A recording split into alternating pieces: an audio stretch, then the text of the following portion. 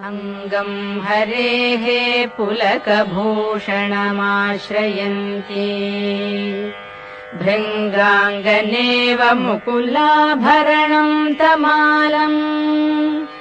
अङ्गीकृताखिलविभूतिरपाङ्गलीला माङ्गल्यदास्तु मम मङ्गलदेवतायाः मुग्धा मुहुर्विदधती वदने मुरारेः प्रेमत्रपा प्रणिहितानि गतागतानि मालादृशोर्मधुकरीव महोत्पलेया सा मे श्रियम् दिशतु सागरसम्भवायाः आमीलिताक्षम् अधिगम्य मुदा मुकुन्दम् आनन्दकन्दमनिमेषम् अनङ्गतन्त्रम्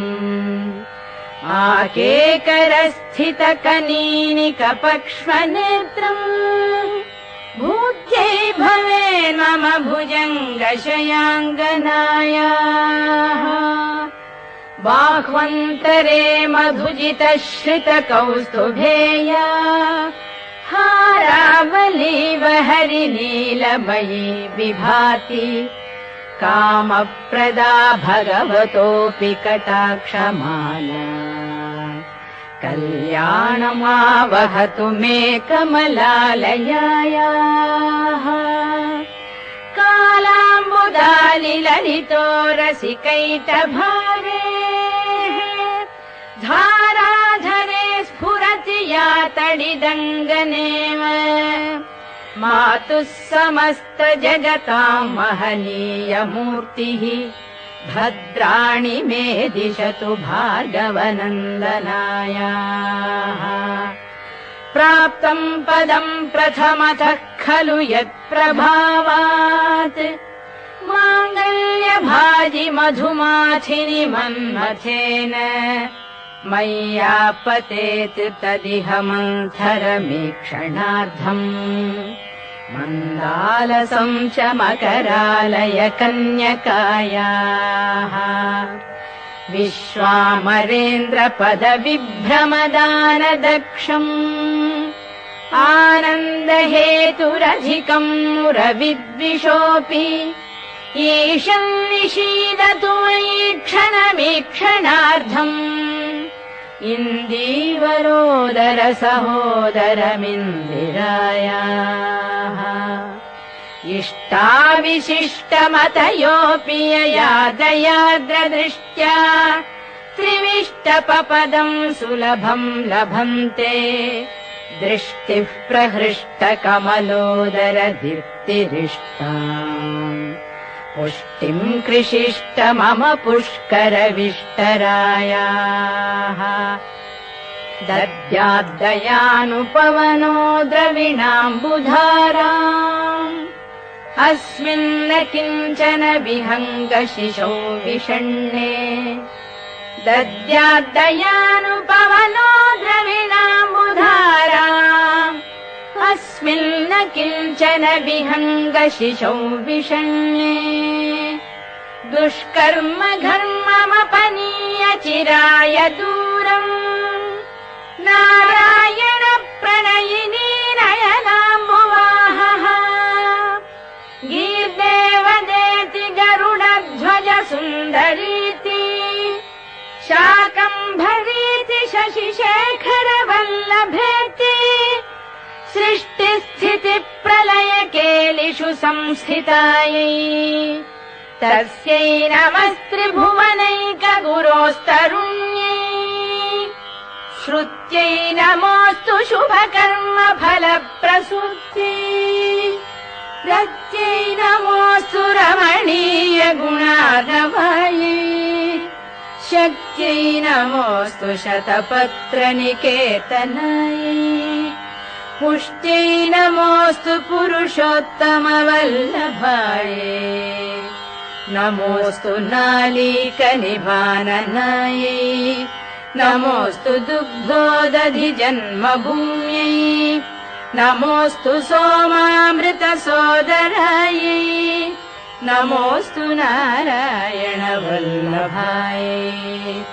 नमोऽस्तु हेमाम्बुज पीठिकायै नमोऽस्तु भूमण्डलनायिकायै नमोऽस्तु देवादिदयापरायै नमोऽस्तु शार्ङ्गायुधवल्लभायै नमोऽस्तु देवी भृगुनन्दनायै नमोऽस्तु विष्णोरुरसिस्थितायै नमोऽस्तु लक्ष्मी कमलालयायै नमोऽस्तु दामोदर वल्लभायै नमोऽस्तु कान्त्यै कमलेक्षणायै नमोऽस्तु बुद्धि भुवन प्रसूत्यै नमोऽस्तु देवादिभिरर्चितायै नमोऽस्तु नन्दात्मज वल्लभायै सम्पत्कराणि सकलेन्द्रियनन्दनानि साम्राज्यदानविभवानि सरोरुहाक्षि त्वद्वन्दनानि दुरितोद्धरणोद्यतानि मामेव मातरनिशौ कलयन्तु मान्ये